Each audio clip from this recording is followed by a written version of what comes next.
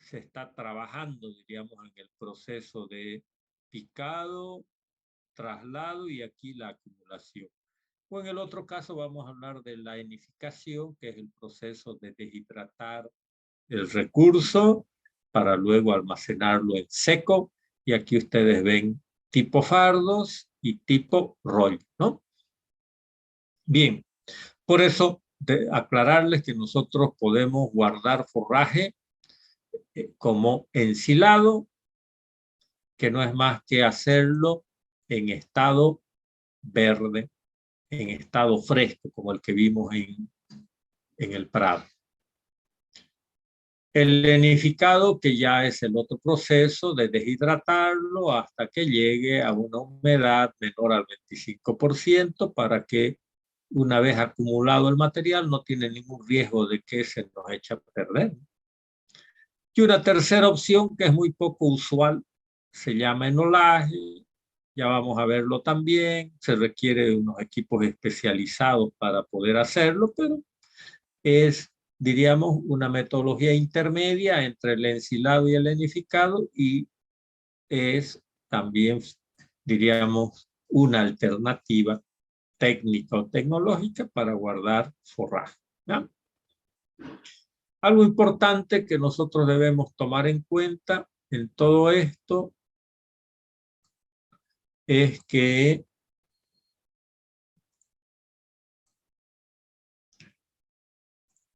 siempre, ¿no es cierto?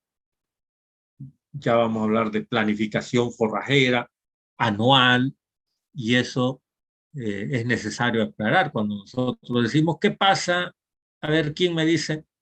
Si les pregunto cuáles son los meses donde más llueve y cuáles son los meses en que menos llueve aquí en la zona central y norte integrado. ¿Mm?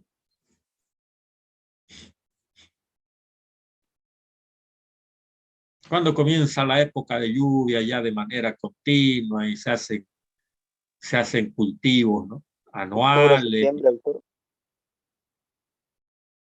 con algunas variaciones, ¿no es cierto? Con algunas variaciones más en la mayoría diríamos, de las ecorregiones comenzamos en octubre, ya hay mayor continuidad, en otras zonas un poquito más tarde, noviembre, entonces octubre, noviembre, diciembre, enero, febrero, marzo, ¿no? Y luego van disminuyendo ya las cantidades de lluvia, entonces tenemos una época, si se fijan, en que llueve más y otra época en que llueve menos o incluso hay regiones como los valles, el Chaco, la Chiquitanía, incluso a partir más o menos de mayo, junio ya no cae nada de agua hasta fácilmente septiembre, ¿no? Entonces, lo que quiero decir es que en función a ese comportamiento de las lluvias mensuales, ¿cierto? En cada ecorregión, ustedes comprenderán que también acompaña el crecimiento de los recursos forrajeros. Dicho de otra forma, hay épocas de abundancia de comida y hay épocas en que escasea, diríamos, ¿no? Sin embargo, ustedes creo que comprenden ya muy bien que en este tema de la producción animal, hablando de ganadería de carne, y con mayor razón todavía en ganadería de leche, debemos buscar un equilibrio en que a lo largo de los 365 días del año, el animal disponga de la suficiente comida, tanto en cantidad como en calidad. Y ahí sí viene un desafío, ¿no? De cómo lo hacemos. En ese sentido es que nosotros ahora estamos hablando de la importancia de la conservación como una opción importante para poder cumplir con lo que acabo de decir. Disponer de suficiente cantidad y de la mejor calidad. Y eso tiene que ver, ¿no es cierto?, con el tema de la conservación, algo que es bueno decir y lo vamos a ampliar cuando hablemos de, sobre todo, enificación, que es el tema de guardar forraje de buena calidad, es uno de los principales objetivos, ¿no? Y aquí ustedes ven de nuevo el ensilado, que es guardar en fresco, y el enificado, que es hacerlo de manera deshidratada. ¿Cuáles son los objetivos en todo caso de la conservación? Uno, guardar forraje de buena calidad. Dos, si nosotros aprovechamos esos aspectos, diríamos, estratégicos de la época de lluvia, nosotros podemos ganar o lograr de que podamos producir más forraje de lo acostumbrado, y eso nos permite, si hacemos un balance anual, tener mayor capacidad de carga y algo que ya lo dijimos, ¿no? Como en este caso, miren, se está elaborando un ensilado de maíz. Estamos, la planta de maíz con su mazorca está en estado de choclo, lo picamos y miren ese forraje a la vista, que es un forraje de buena calidad, y si lo guardamos, se supone, les decía, que eso va a mantener su valor nutritivo, y en la época donde ya no hay forraje verde, estas vaquitas, suponiendo que que es un sistema lechero, van a poder seguir comiendo un forraje en muy buena condición nutricional. Por eso hablamos de una forma estratégica de tener buena dieta a lo largo del año. Aprovechar excedentes de forraje, sobre todo cuando hablamos de edificar, o sea que algunos potreros, porque ustedes saben, llega la época de lluvia, y si tenemos unas buenas hectáreas de pastos cultivados, al final lo que vemos es que se madura, todo está florecido y los animales no pueden acabarse, esos potreros. Entonces, parte de esos recursos nosotros podemos aprovechar para cortarlo y guardar.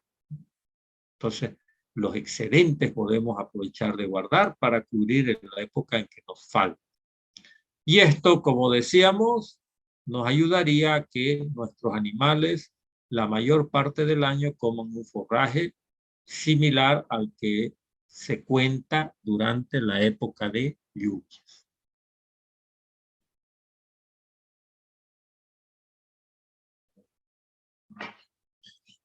Algo importante, miren, y no hay que olvidarse. Aquí mucha gente usa mal el término, les decía.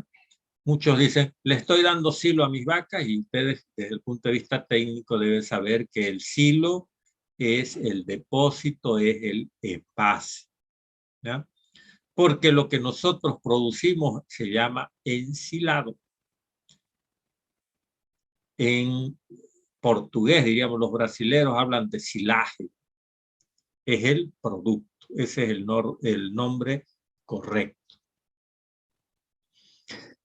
¿Y en qué consiste? ¿No es cierto? Ya decíamos, ¿no? Es todo un proceso donde se corta el forraje en estado verde, se pica, se almacena, se compacta para quitar el aire, para promover una fermentación anaeróbica.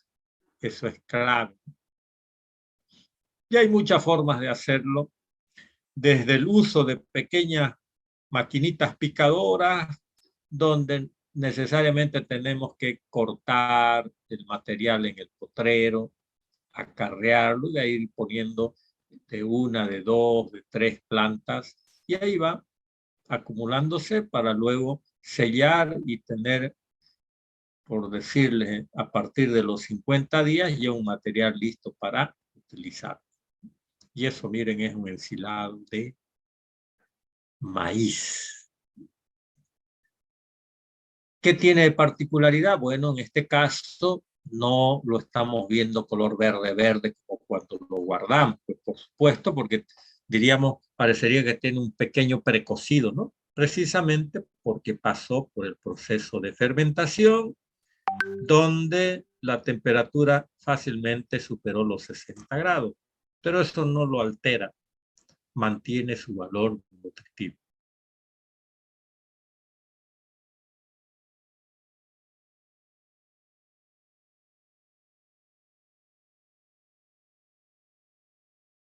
El maíz es de sorgo forrajero, y el sorgo forrajero Si recuerdan, les dije, son materiales que producen mucha biomasa y tienen el tallo dulce, y ese dulce del tallo ayuda a una fermentación láctica. Decíamos, tiene que ser anaeróbica y la anaeróbica tiene relación con una fermentación láctica. A veces diríamos, no, el maíz no es viable, el sorgo sí, si no hay sorgo podemos hacer también de pastos de corte, ¿no? Del Penicetum purpureum y sus diferentes variedades, e incluso a veces hasta se puede mezclar con caña de azúcar, porque la caña de azúcar, les decía, produce mucha biomasa, pero su desventaja es que tiene baja digestibilidad. Se recuerdan que les había dicho, por cada 10 kilos que consume un animal, solo aprovecha el 50%. Pero puede ser un recurso interesante para mezclar con cualquiera de estos cultivos porque tiene mucha sacarosa, ¿no? Y la sacarosa nos asegura una fermentación láctea. Otros aspectos importantes, el tema del, les decía, el uso del sorgo, del maíz y de la caña de azúcar. Algo fundamental también, ¿no? Que va como una recomendación, aunque eso uno diría se supone, ¿no? No hay que discutir. Por ejemplo, ¿qué se espera de un cultivo que yo quiero para hacer ensilado?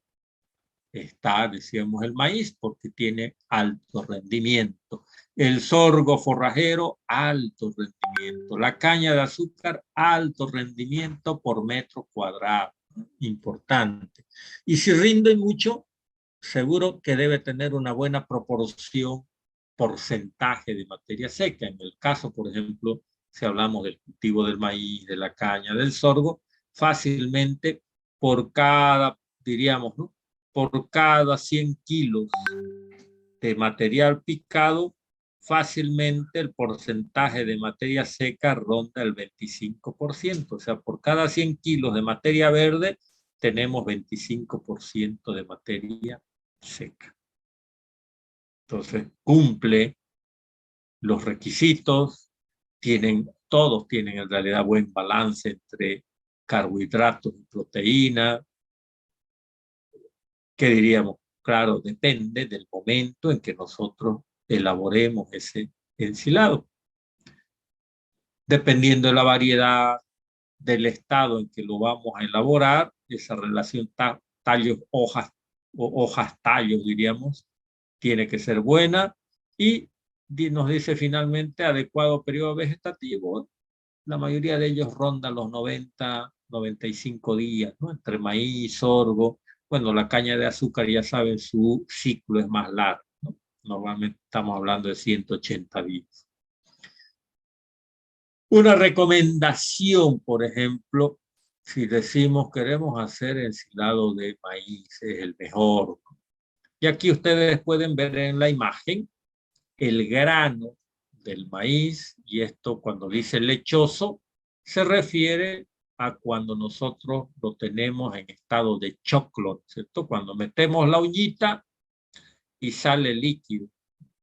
Entonces, nosotros tenemos, miren, un rango para decir, pudiera ser una semana. Durante una semana, aprovechar para poder encontrarlo o elaborarlo en el momento óptimo, ¿no? Quiero aclararles que todos estos nuevos materiales que llegan generalmente ya son híbridos, ¿cierto? Porque ustedes, si no saben, en maíz, por ejemplo, hay variedad y hay híbridos. En sorgo también la mayoría ya son híbridos. ¿Qué quiere decir? La variedad, por si acaso, ustedes pueden producir y de ese material escogen buena semilla y van a seguir teniendo nuevas generaciones. Los híbridos en realidad son materiales que no podemos nosotros considerar que tengamos nuevas generaciones, o sea que es para un solo ciclo. Y por supuesto los producen generalmente empresas transnacionales, y para que tengan idea, su costo es bastante alto, porque tiene su costo producirlos. Miren, para una hectárea, ya no hablan de cuántos kilos por hectárea, sino para una hectárea ellos les hablan de unidades, hablar de 55.000, 60.000 unidades para una hectárea, está fácilmente alrededor de $150 la semilla solamente. Y la variedad que ustedes pueden sacar nuevas generaciones cuesta más o menos $25, $30. Es muchísima la diferencia. Por supuesto, los híbridos tienen mayor potencial para producir mayor cantidad, sobre todo cuando hablamos de producción de grano, ¿no? Pero tiene un costo, ¿no? De cualquier manera, ¿por qué les pongo esta imagen? Uno siempre dice, no, yo quiero lo ideal, pero la ventaja en estos tiempos es que nosotros ya tenemos los datos meteorológicos en la mano, ¿no es cierto? ¿Alguno de ustedes sabe mirar el pronóstico del tiempo en su celular?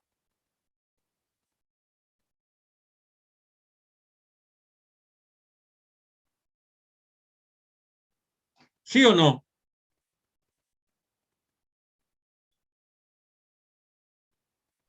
Sí, doctor.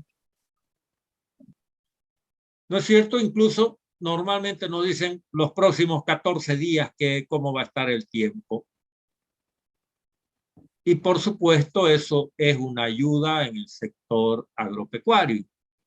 Entonces, ¿qué pasaría? Yo solo les doy de ejemplo, ¿no? ¿Qué pasaría si la próxima semana vamos a llegar al estado ideal? Y yo miro el tiempo de los próximos 14 días y mi momento ideal se me cruza con que viene un periodo de caída de lluvia, 2, 3, 4 días. O sea que no voy a poder ensilar en el momento ideal. Y si lo dejo, me va a tocar ensilar ya con el grano duro. ¿Y saben cuál es el problema? La planta de maíz rápidamente, en una semana cambia muchísimo en el tema de que el tallo se hace más seco y las hojas inferiores también se maduran muy rápidamente. ¿Qué quiere decir? Desde mi punto de vista y mi sugerencia es que en esos casos yo aconsejo ensilar, no importa, un poco antes que hacerlo después. Hacerlo después con una planta un poco más madura, un grano maduro, alguien diría, ganamos en grano, sí, podemos estar ganando en grano, pero les comento, perdemos en calidad de planta y más que eso es que cuando nosotros ya ensilamos una planta con madurez, cuando le damos el material o el ensilado a los animales, hay un porcentaje significativo de rechazo. Por más que parezca bueno, los animales no comen ese material porque está muy seco, ¿no? Sin embargo, en este caso nosotros tendríamos una planta en condición o en estado excelente, ¿no? Y sería un material de alto consumo, aunque hayamos perdido un poquito en el tema de los granos del maíz. Pero ya ustedes saben, nomás si hablamos, imaginan, de producción de leche, en producción de leche, eh, la suplementación puede reemplazar fácilmente el tema del grano. Entonces, lo que nos va a interesar y nos va a rendir muy bien es el recurso forrajero, ¿no? Importante. Lo decíamos, hay muchos modelos, miren, de silos. Este es un silo tipo montón, este es el búnker que veíamos. Algo importante es que cumplamos muy bien con el protocolo para asegurar una fermentación láctica. ¿Mm? El tipo montón lo podemos hacer en cualquier parte. Lo terminamos de usar y se acabó, ¿no? Y el próximo periodo podemos hacer silo montón en cualquier otro lugar. En los otros casos, ya saben, requiere más inversión porque se arman paredes y eso sí dura muchos años. A eso le llaman tipo búnker. Generalmente se trabaja mucho para el tema de lechería, ¿no? Ya tener un lugar fijo donde se va a hacer el ensilado. Dependiendo de la zona, el lugar y demás, se pueden ir definiendo cómo hacerlo. El que ven aquí a la izquierda en la parte inferior es tipo trinchera, porque al fondo es cortado. Esto se hizo en una pendiente. Puede durarnos también varios años. Sin embargo, decirles, se pueden hacer en bolsas pequeñas. Incluso lo importante es compactación y buen sellado, ¿ya? Y lo demás funciona así en punto, como ven acá también. Y esta otra que enseguida le voy a mostrar un poquito más de detalle son los silos tipo bolsa, que son las bolsas que también se utilizan con el almacenamiento de grano. No sé si ustedes han visto por ahí, sobre todo ya en la zona de Pailón, Tres Cruces, que es zona agrícola. Hay empresas que utilizan porque esta es una tecnología argentina. Y en ensilado funciona bien. Ahí pueden ver. De hecho, que hay un equipo, ¿no? Un equipo que hace ese trabajo de rellenar la bolsa, ¿no? Porque tiene que ser con un equipo mecanizado a tracción de tractor. Decirles que cuando se quiera hacer ensilado, jóvenes, con cualquier tipo de herramienta y la compactación, como ven, incluso a caballo, con un turril con agua, lo que ustedes quieran. Lo fundamental es la intención, ¿no es cierto?, de guardar comida. Aquí, le cuento, hace poco que hay gente que se ideó, lo que ven aquí a la izquierda en la parte inferior, son en realidad dos partes, que es casi como similar a lo que se utiliza a veces para hacer queques o tortas, ¿no?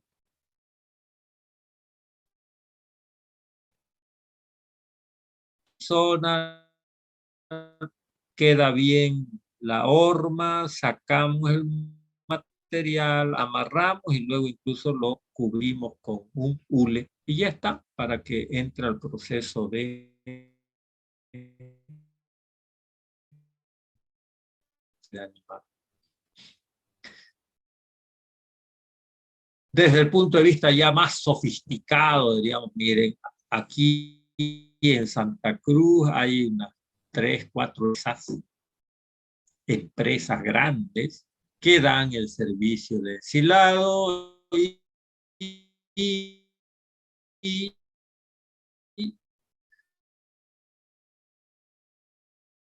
y se las guardan a $300 la hectárea. Por supuesto, son sistemas bien sofisticados. Miren, eso son las que trabajan y lo hacen, a diferencia de otros que trabajan, que se hacen los turcos y hasta 3 surcos, ¿no? Y ahí se van armando los silos. Antes se usaba sobre el silo ya una vez sellado, incluso se ponía una capa de tierra para presionar, ahora ya hasta eso no se usa mucho y preferiblemente ya se usan llantas, ¿no? Para poder frenar un poquito y evitar que el viento mueva ese hule. Y más o menos es la forma en que trabaja, aunque este es de grano, pero más o menos de ese tipo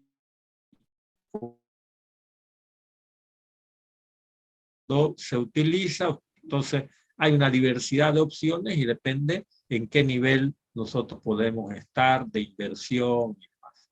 Importantísimo, cosecha oportuna para asegurar un forraje de buena calidad. Es importante. Algo yo pongo esta fotito, las acciones que hacemos nosotros, ¿no? En el tema agropecuario. Importante, por ejemplo, esta es la corta pica o cualquiera del modelo de cortadoras. No se olviden antes, por decirle, faltando 3, 4 semanas de iniciar el trabajo, hay que hacer un buen mantenimiento para que las cuchillas, dependiendo del modelo, que las cuchillas estén bien mantenidas, bien filas, para que nosotros aprovechemos al máximo. Miren aquí ese desperdicio, no diría, ¿no?, de material, porque seguro que había problemas con las cuchillas de esa cortapica. Importante. Y ahí ustedes ven una serie de recomendaciones y de imágenes, y hay algo importante por decir. Yo tengo mi silo, o puedo tener varios silos. Si ya esta técnica la estoy aplicando ya como parte rutinaria de mi sistema ganadero, algo importante que ustedes deben tener en cuenta es que cada silo, ¿no es cierto?, cada silo, cada envase, debemos tratar de llenarlo lo más rápido posible. O sea, ¿qué les digo? No, que no pase más de 2 días. ¿Por qué? Una vez que, ya ustedes saben, una vez que nosotros comenzamos a acumular un material en estado verde, a las 2 horas ya comienza eso a calentar, porque va a entrar en proceso de fermentación. Entonces, no es conveniente muchas veces, dependiendo, ¿no? Si nuestra maquinaria no tiene alto rendimiento, no hagamos pues silos demasiado grandes, ¿no? Es preferible hacerlos medianos o más chicos, para que no más de 2 días ya tengamos lleno uno, sellamos y podemos iniciar con otro. Y eso es un tema técnico que hay que tomarlo en cuenta. Y todo lo demás, ¿no?, de ir depositando, compactando, no debemos esperar a que haya una fuerte acumulación para recién compactar, ¿no? Es como cualquier acción. Vamos por capas y vamos compactando para conseguir un muy buen trabajo, y esto nos va a garantizar, como ven aquí en la imagen de la izquierda, nos va a garantizar que esto ahí tiene muy poca presencia de aire u oxígeno, ¿cierto? Y eso nos asegura una fermentación láctica, ¿ya? Bien, esta imagen, solo para decirles, nos dice un ensilado después de cerrar el silo puede ya estar estable o estabilizado a partir de los 20 a 30 días. ¿Saben qué? Yo sugiero 50 días para recién aperturar. Este dato, la verdad, no sé la fuente, pero ustedes comprenderán, dependiendo de la zona, del cultivo, de la forma de elaborarlo, va a depender si ya la fermentación terminó o por ahí tarda un poco más, porque tarda varios días, ¿no? Y nosotros no podemos aperturar un silo antes de que se estabilice, porque eso lo único que va a hacer es provocar problemas digestivos a nuestros animales, ¿no? Así que 50 días. No les digo otro punto que voy a esperar que me lo pregunten. Y ahí ven el material, les decía, ¿no? Antes se usaba mucho tierra, pero ahora ya no. Es mejor nomás. Incluso, miren, si no hay llantas, sí, sí o sí, siempre ustedes saben, la bolsa de yute abunda, ¿no? Así que podemos en bolsa de yute meter tierra, y las bolsas ya las distribuimos encima del hule para evitar que cuando estemos utilizando, como en este caso, no ingrese de esta tierra, no ingrese al material, porque ahí sí que eso es pérdida. Los animales ya no lo comen.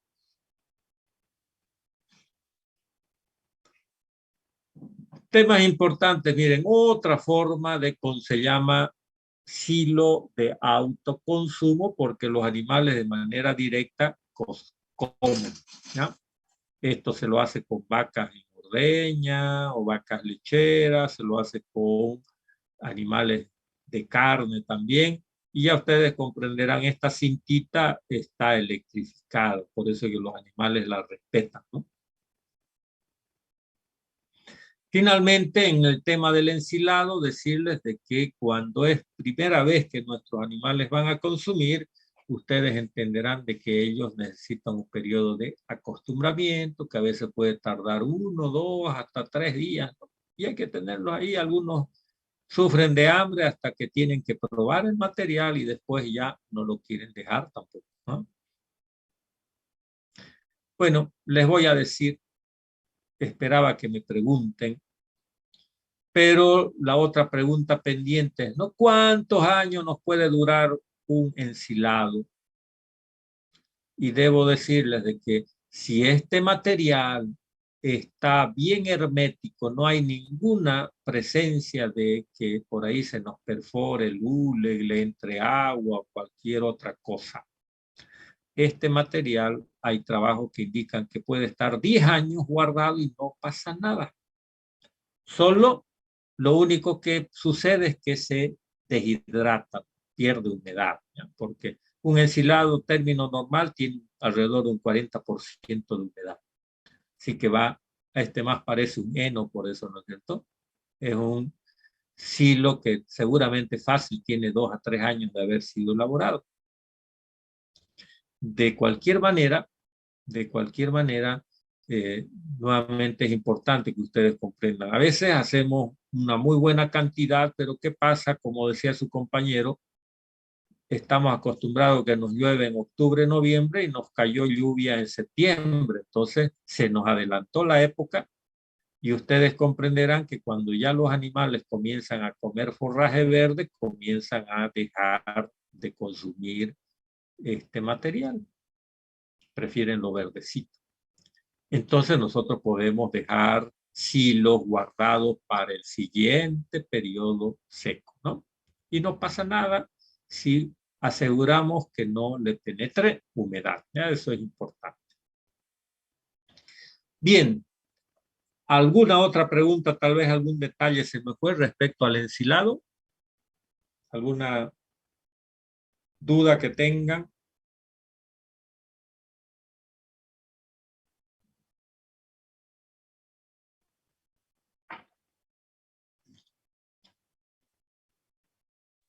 Doctor, para usted, Sí. digamos, una pregunta para usted, Ajá.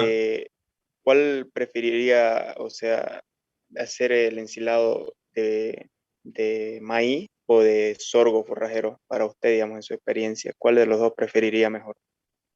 Yo preferiría, les cuento, el maíz por dos puntos importantes. Bueno, por un punto, bueno, dos puntos en el sentido de decir, el maíz, si lo hacemos en el momento oportuno, está demostrado que tiene mayor valor nutritivo. Ya eso es, tiene mejor balance.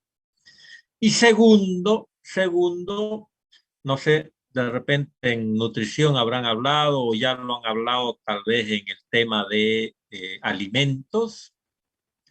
Decirles que muchas veces, no muchas veces, o sea, está totalmente demostrado que si en el picado, por ejemplo, ¿no es cierto? En el picado de la máquina, los granos del sorgo quedan intactos, no son fraccionados, decirles de que generalmente el animal lo puede comer, pero es muy bajo su aprovechamiento, vuelve a salir el grano entero. Entonces, estamos perdiendo material alimenticio, ¿no?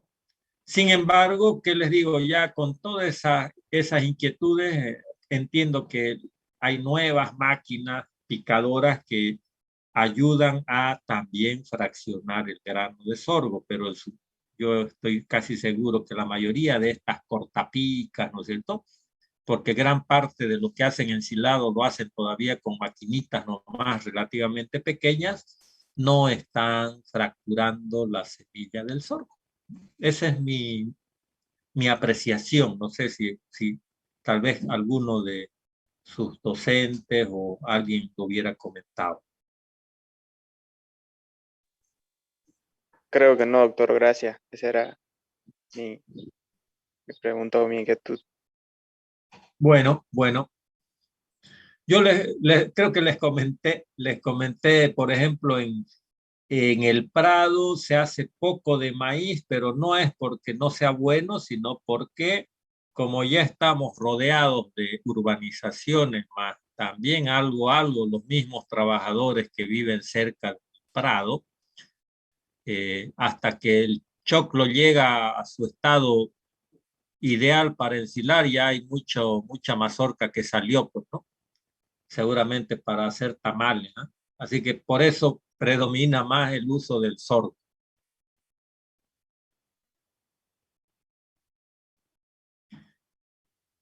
Bien, pasaremos a hablar un poquito del heno, ¿listo? El heno o enificación. La enificación, ya ustedes comprenden, es el proceso, ¿no? De proceder a conservar recursos forrajeros en estado, diríamos, seco o deshidratado. Y también vamos a hablar del enolaje. Específicamente hablando del heno, miren, esta imagen es del año 2000, yo la tomé desde el tren, esto es en Rumanía, diríamos, un país europeo, desarrollado, sí. Sin embargo, ¿por qué es bueno el mensaje, diríamos? No siempre, jóvenes, la última tecnología es la más rentable o la más accesible, ¿no? Se supone, ¿no? Esta es una familia, seguramente vive de la lechería, mano de obra propia, mano de obra familiar, porque ya en Europa, ustedes saben, no cualquiera paga para que le hagan un trabajo, ¿no? Es demasiado alto el costo. Entonces, esta familia mire, seguramente tiene una maquinita de cortar, pero lo demás lo hace totalmente artesanal. Ahí están con caballetes hechos de este bosquecillo que tienen, lo guardan y el tema es que es totalmente funcional. No porque lo hagamos con una máquina extraordinaria o que lo tengamos que guardar en forma de fardo o de rollos, va a decir, ah, no, ese no es mejor, ¿no? Importante. El mensaje es que cualquier técnica que utilicemos, lo importante es que sea funcional y de igual forma nos está garantizando un forraje en todo caso de buena calidad. ¿Ya? Eso es bueno decirlo y siempre que ustedes estén conscientes, a veces no nos damos cuenta de eso. Por eso, cuando sean mis alumnos, algunos o todos ustedes, porque yo soy del grupo A en noveno de Interacción y Sociología Rural, por ejemplo, yo hablo de que trabajamos, enfocamos la temática en los sistemas familiares y hablamos de adaptación de tecnologías, ¿no? No de adopción. Adopción es evaluar una tecnología y tomarla, ¿no es cierto? Aplicar. Pero en los sistemas familiares hay que más que adoptar, se adapta en función a sus propias características, ¿no? Esto es así. Hay que ver qué es lo más funcional, tomando en cuenta el tema del costo-beneficio, ¿no? Entonces, ¿qué significa? Miren, la enificación, básicamente cortar el forraje y luego esperar el secado como para que llegue igualmente a un 15%. Alguien me dirá, ¿y cómo voy a saber? No tengo una máquina para saber si ya está el material para acumularlo. Fácil, jóvenes, ustedes toman un macollo, ¿no es cierto? Toman un macollo, lo doblan como para que con las dos manos puedan como hacer algo similar a exprimirlo, ¿no? Y una vez que hacen ese trabajo, lo largan y van a sentir en las palmas de la mano si hay o no hay humedad. Entonces, son temas ahí tan simples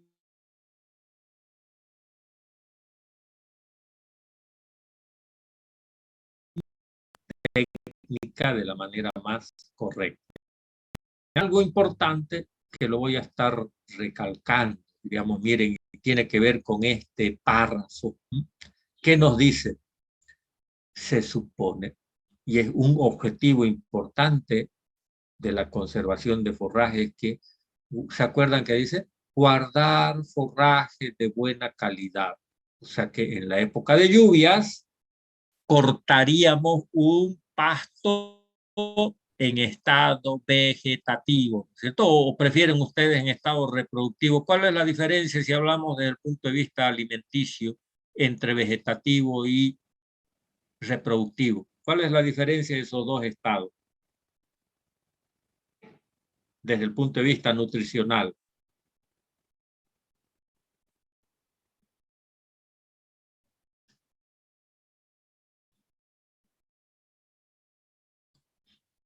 No creo que no puedan responderme.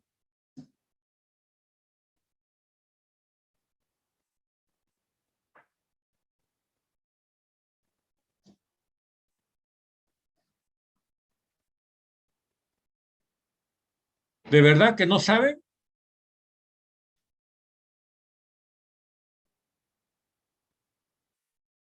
¿Qué diferencias se marcan entre vegetativo y reproductivo desde el punto de vista nutricional?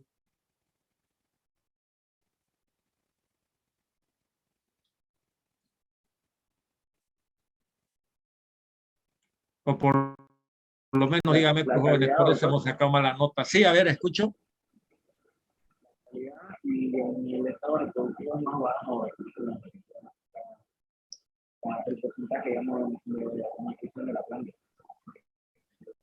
Básicamente, ¿no es cierto? Hemos dicho de que en la medida que una planta, que cada macollo se acerca al estado reproductivo, no se olviden que va acumulando mayor porcentaje de fibra.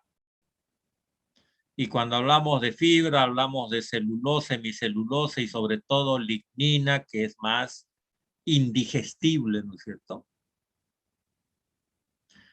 Y en la medida en que cada macollo va llegando al estado reproductivo o llega al estado reproductivo, aparte de acumular mayor cantidad de fibra, no se olviden que ya va también acumulando hojas maduras en la parte inferior, o sea, las primeras que son emitidas por la salida del macollo son las que quedan abajo y son las que ya comienzan a madurarse. Entonces, no hay a dónde perderse. Y lo que quiero decirles puntualmente es que ustedes están viendo en este momento ya pasar camiones con rollos de pasto edificado. Y lamentablemente esos rollos que ustedes ven pasar son de bajo valor nutritivo porque quienes comercializan vendiendo año tras año forraje seco, deshidratado o vinificado, ellos dejan que la pastura se madure porque de esa forma acumula mayor biomasa por hectárea y les rinde más en rollos, pero les importa el primer requisito que dice la inificación es para guardar forraje de buena calidad. Dicho de otra forma, ¿qué quiere decir? Es como cuando mi potrero está en estado vegetativo y yo meto mis animales. Meto mis animales y van a consumir una buena proporción de hojas verdes, que es lo más valioso. Y si yo, con ese principio, en ese momento en que pudiera meter los animales, lo que meto es una cortadora para enificar, lo seco, lo guardo y en época seca le estoy dando ese forraje que es idéntico en valor nutritivo a como cuando estamos en época de lluvia. ¿Me entienden, por favor? Eso es importante. ¿Me comprenden este punto?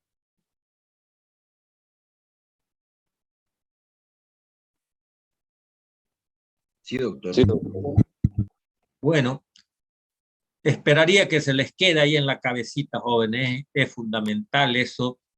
Tiene una perspectiva que tiene que ver ya con el desarrollo profesional de un médico veterinario, sobre todo, diríamos, de un zootecnista que se va a dedicar a la parte productiva, ¿no? Entonces, todos esos aspectos, ¿no es cierto?, de preocuparse de que sea un valor, perdón, un forraje con buen valor nutritivo, en muchos casos comprendan, depende de la especie forrajera. ¿Qué quiere decir? Un heno de un Panicum maximum siempre va a tener, obviamente, cumpliendo el requisito de que lo vamos a elaborar en estado vegetativo, va a ser siempre de mayor valor nutritivo que una especie o variedad del género Brachiaria, porque eso ya ustedes lo saben, ¿no? Sin embargo, también quedó claro que para poner Panicum Maximum hay que estar seguro que el suelo le va a proveer los nutrientes necesarios, porque los Panicum son más exigentes en nutrientes. Son de mejor calidad, pero son más exigentes. Y aquí está lo que decíamos, ¿no? La edad de la planta en el momento del corte es importantísimo. Además, lo otro que tiene que ver con el ambiente. Así como decíamos, miremos, ¿no es cierto? Miremos cómo están los días al momento en que vamos a ensilar. Lo mismo cuando vamos a nidificar, tenemos que mirar, jóvenes, el tiempo, porque necesitaríamos fácilmente unos 4 o 5 días de soleado, bien soleados, porque también una vez que cortamos, es importantísimo que haya muy buen sol para que en el menor tiempo posible ese forraje se deshidrate. ¿Y saben por qué? Porque mientras, como ven la imagen de la izquierda, mientras ese recurso forrajero esté verde y húmedo, les comento, la planta sigue respirando. Alguien diría, pero está de día, debería estar fotosintetizando, ¿no? Ya está cortado, ¿no? No puede fotosintetizar. Lo que sí, como sucede en una planta viva, en la noche respira, ¿no? ¿Y se acuerdan lo que es la respiración a diferencia de la fotosíntesis?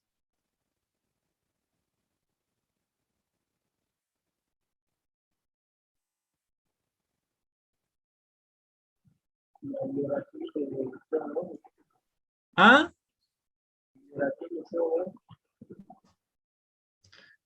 ¿No es cierto? En realidad, decíamos, es el proceso contrario, entonces la planta pierde energía, joven. O sea, expulsa dióxido de carbono en la respiración. Entonces, eso es energía. Así que otro punto clave que no deben olvidarse, por eso se exige que planifiquemos cortar y secar en días soleados, y eso lo tenemos en el dato meteorológico y lo tenemos en la palma de la mano. Así que mientras más rapidito seque, mejor. ¿Qué quiero decir? Miren, en un día soleado, fácilmente, en un día seca ese recurso, y si hay mucho volumen, hay una maquinita que enseguida vamos a ver cómo es el tema de, ¿dónde está? Miren, ese se llama hileradora, puede tener otro nombre, que es la que remueve el forraje para que lo que estaba abajo se vaya arriba. Entonces, en 2 días soleados nosotros estamos listos para poder almacenar, diríamos, ese recurso, ¿ya? Y les mostraba aquí la respiración es lo que hay que evitar, por eso días soleados. Algo importante, mientras más rápido seque este material, les comento, mantienen, miren, ese color verdecito que es mucho más palatable para los animales. O sea que mantiene un buen olor y mantiene un buen sabor, ¿ya? Importante. Solo de comentario, ¿no? Y por acá les decía, la enificación natural es lo que nosotros hacemos, ¿no? Enificación natural quiere decir lo secamos a ambiente, buscando días soleados. Y para su conocimiento hay, sobre todo, por ejemplo, les doy el ejemplo, Canadá, saben que es un país bastante extenso, un país relativamente frío, con un verano templado, diríamos, es un gran productor de alfalfa. Y ya ustedes creo que conocen, ¿no? La alfalfa es un cultivo, es una leguminosa, y una leguminosa que nos produce un heno de muy buena calidad. Aquí los que trabajan con equinos de razas bastante conocidas, importan, ¿no? Si no es de Cochabamba, traen incluso de Argentina. Entonces, ya son sistemas que están totalmente industrializados, ¿no? Y lo que hacen es un secado artificial garantizando de que eso funcione. ¿Ya? Importante. La deshidratación es clave para evitar de que nosotros almacenemos forraje con alguna humedad que nos pueda provocar hongos y luego que se pierda ese material. No puede haber fermentación, eso sería, diríamos ya, una falta muy grave, ¿no? Después de haber atendido un cultivo, de haber invertido en corte y demás, que dejemos que se eche a perder. Algo importante, y lo pongo como ejemplo, es que no debemos tener el forraje cortado por muchos días, porque lo primero que sucede es que las hojas terminan soltándose de los tallos y eso al final es también una pérdida y como les decía, también se va perdiendo ese color verde y ese aroma y eso tiene que ver hasta con el sabor. Esto es muy clásico cuando se cortan forrajes y les mencionaba, así como en el ensilado hay que revisar bien las cuchillas, en el heno también. O lo otro que debemos tener en cuenta, ¿no? No se olviden que si queremos tener un buen heno, como decíamos, de calidad, vamos a hacerlo en época lluviosa, viendo el clima, ¿no? Viendo días soleados. Y una vez que está elaborado, habría que analizar bien si es no más conveniente dejarlo en campo porque provoca pérdidas por ese contacto con el suelo y con la humedad. ¿De qué hacemos henos? De cualquier especie o variedad, incluyendo variedades de sorgo. Les decía, algo importante, decíamos, ¿no? Estado vegetativo. Fuera de eso, comprendan que este es un tema de planificación. Yo no puedo decir entre hoy y mañana, ¿sabe qué? Hagamos heno. Se supone yo ya tengo definido antes de la época de lluvia, que debería decir qué potrero puedo destinar a edificación. Supondríamos, ¿no? Habría que ver los mejores potreros para que tengan un alto rendimiento y tengan una forrajera con buen valor nutritivo. Y eso también significa que hagamos un buen mantenimiento para evitar malezas, porque las malezas, muchas de ellas a veces son leñosas, pueden fregarnos las cuchillas cuando hagamos el corte, o también algunas de ellas que tal son tóxicas y nosotros por ahí las estamos enificando y le estamos dando un nivel de riesgo hacia nuestros animales, ¿no? Cuando ya ellos lo utilizan. Entonces son detallitos que ya decíamos son importantes. Siempre ustedes van a ver las cortadoras de forraje llevan unos pequeños toldos que es para evitar que se desparrame, como decimos, el pasto cortado, ¿no? Y ahí los modelos más comunes, ¿no? Este de tipo horizontal y hay otras que son circulares. Importante que estén con buen mantenimiento al momento de hacer el corte y esa es de nuevo la hileradora que nos va removiendo el forraje y nos lo vaya incluso poniendo como para que luego venga, este caso, miren, este es de los últimos modelos de enfardadoras tipo fardo. Estas son las más antiguitas y estas son las más comunes que tenemos para armar rollos, ¿cierto? Para que si algunos no lo saben o algunos por ahí ya también, pero recordarles estos rollos grandes, o sea, un equipo de estos tiene capacidad para hacer rollos que pueden pesar entre 400 a 450 kilos, ese es el peso promedio. Sin embargo, decirles que estas maquinitas tienen también la posibilidad de que les regulemos y podamos decir, quiero rollos de 100, de 150, de 200 kilos, ¿no? Porque a veces son más manipulables, ¿no? Si no hay un equipo, ustedes entenderán 400, 450, entre dos de repente lo hacemos, dar vuelta, lo pudiéramos cargar utilizando algunas maderas, ¿no? Pero cuesta más a que sean rollos más chicos. Por último, decir que cuando se quiera hacer heno, jóvenes, aunque sea a machete, de manera artesanal, podemos guardar forraje para periodos críticos, ¿no?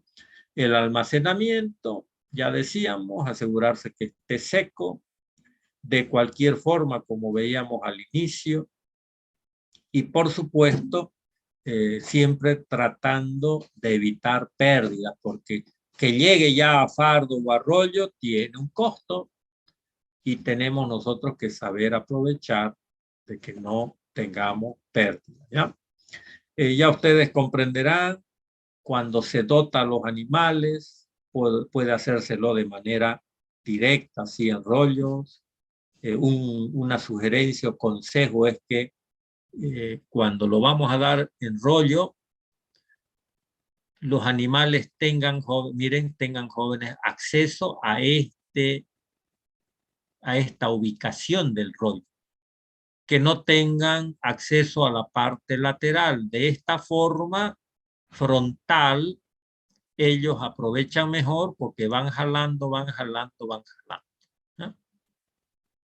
Una recomendación. Y les decía, ¿no? Una forma tan simple de almacenarlo y no pasa nada. Recomendación, diríamos también, no olvidarse, la calidad depende de la edad de la planta.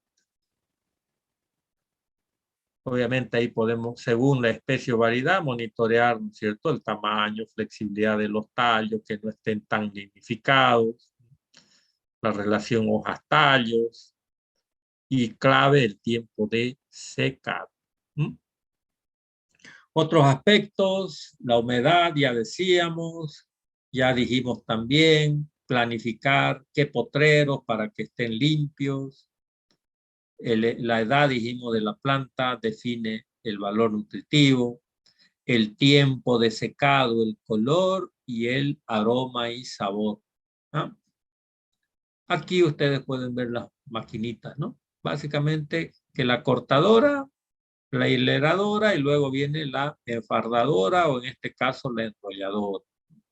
Este equipo por sí es lo que vamos a ver ahora respecto al enolaje, ¿no? ¿Alguna consulta sobre el enificado?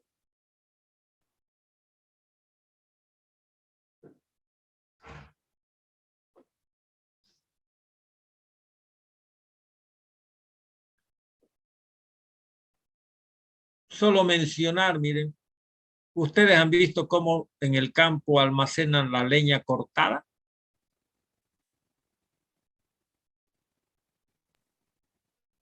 Sí, doctor.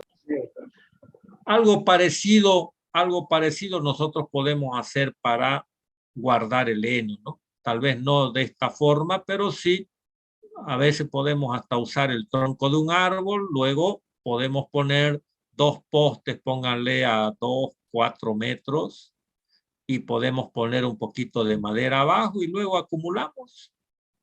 Algo que me tocó, le decía, a mí me tocó trabajar bastante con todo este tema de proyectos de desarrollo en el tema ganadero. En algún momento una gente me dice, doctor, ¿sabe qué? Le entra turiro. El turiro son las termitas, jóvenes, que se comen materia muerta y con la humedad a veces se incrementan y lo hacen, ¿no? Así que le digo, no está en ningún libro ni en ningún manual, pero le sugiero que cada cierta capa que acumulemos el forraje le tiren unos terroncitos de sal. O por último, si no hay en terrón, en bolsa de sal le podemos distribuir, ¿no es cierto? Que miren, aparte de evitar cualquier insecto que quiera meterse ahí, hasta le va a dar un saborcito plus al recurso forrajero, ¿no? Solo como una recomendación.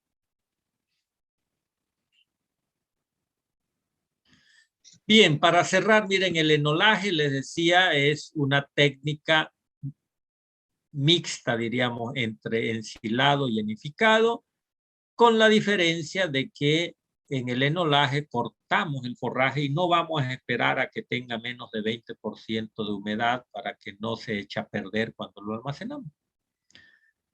Diríamos, cortamos y es como, ¿de qué vamos a hacer? Igual podemos hacer de cualquier pasto. Entonces, dejamos por ahí de repente máximo un día y luego se enfarda, en este caso se enrolla. Comentarles que son rollos más chicos. O sea, aquí sí prevalecen más rollos por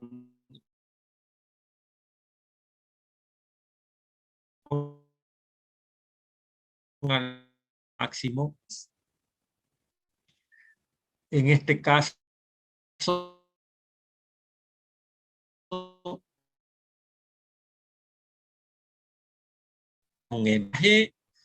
con este recurso tiene mucha humedad toda afilado y más que lenificado, pero al embalarlo igual ético. Pregunta de repente que ustedes deberían hacer y cualquiera nos hacemos, ¿no? ¿Para qué el enolaje? ¿Por qué?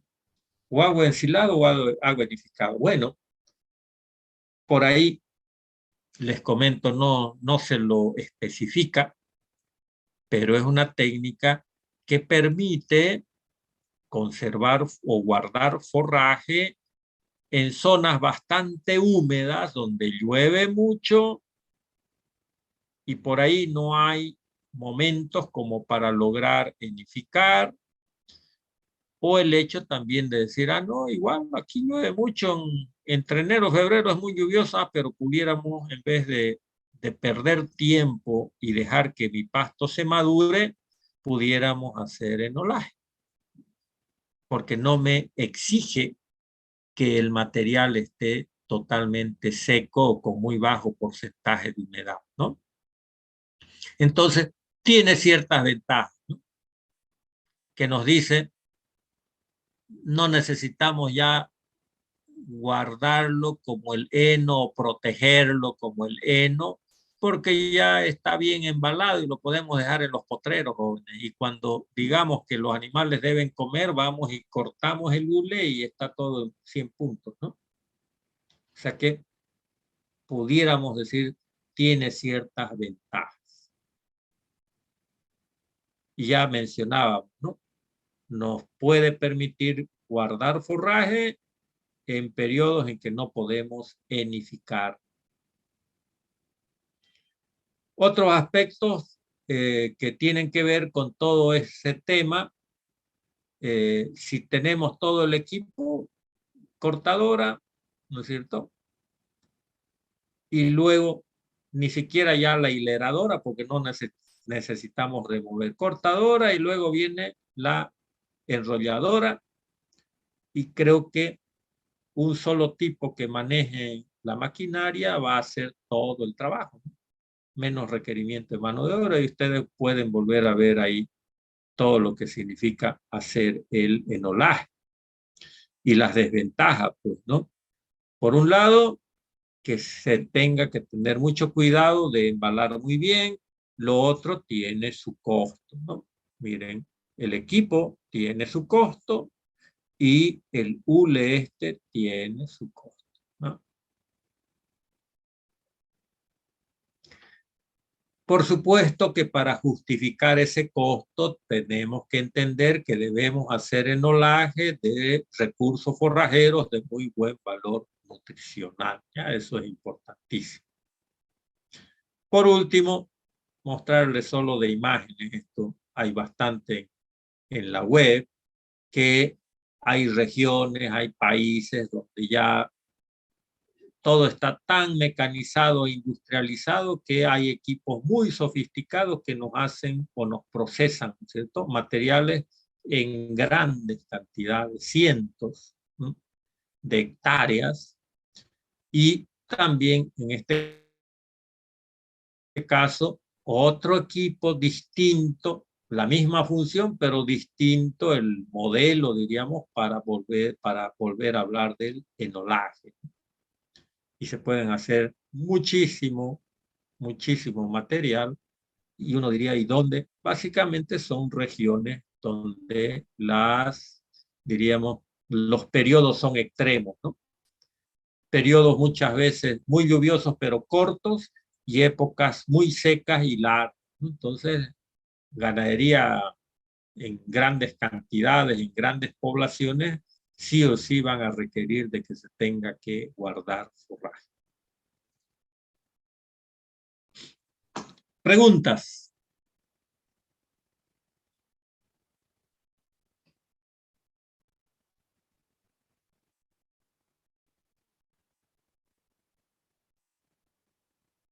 ¿Ninguna? Doctor, Sí. doctor, en el caso del enolaje, digamos, en esas especies de pasto que tienen el tallo grueso, si le damos así nomás rollo, lo ideal sería picarlo, ¿no? Correcto, buena observación, comentarles que sobre todo, no solo en el enolaje, en el mismo heno, si quisiéramos un uso lo más eficiente posible, mejor si lo picara, bueno, meterlo a molino, ¿no? Que hay mucha gente que sí lo hace, lo mete a molino y le pega una ayudadita con algún otro suplemento nutritivo, ¿no? Para darle un poco más un toque diríamos, un toque de proteína.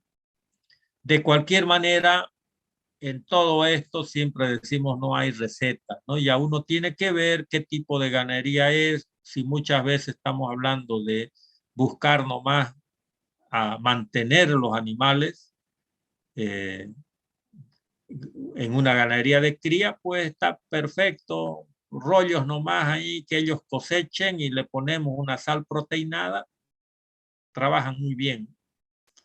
Ahora, si queremos hacer, por ejemplo, un engorde con heno, sí o sí hay que molerlo y hay que incluir, ¿no es cierto?, una suplementación, porque lo que queremos es una muy buena digestibilidad y un alto consumo y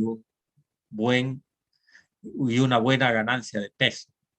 O en el caso igual de estar produciendo leche, pues tenemos que molérselo para que ayudemos a que ese animal tenga un mayor consumo de forraje y una mejor digestión.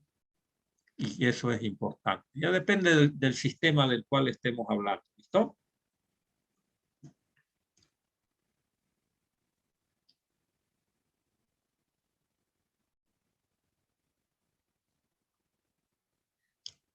¿Algo más? ¿Alguien más que ingresó después de la lista? Yo, doctor, buenas tardes. Estoy con Alison. Perdón, su apellido. Ticona. Ticona, ya, denme un segundo, Ticona, Alison, sí, ¿alguien más? Manrique, doctor. Manrique, Anairis, positivo, Doctor, una y pregunta. parece que sí. Del trabajo, de la práctica que hicimos, ¿cuándo tendríamos que entregárselo? Sí, les había mencionado, jóvenes, me van a entregar sus 2 planillas completas el día de la evaluación, ¿no? Que me lo dejan en mi oficina o en secretaría y que por ahí se les esté extraviando. Prefiero nomás que me den el día de la evaluación, me entregan sus 2 planillas con el nombre de los participantes. ¿Sí? Doctor, gracias. Ok. Bien, jóvenes, si no hay más, que tengan una buena semana. Mañana ya saben, día de votación. Me imagino que ya están mayorcitos como para que sepan a quién elegir como sus representantes. Y como siempre decimos, hay que evitar la continuidad, ¿no? Así, por si acaso lo digo. Bien, que estén bien, que tengan un buen fin de semana. Gracias, doctor. Igualmente. Hasta luego a todos. Hasta luego.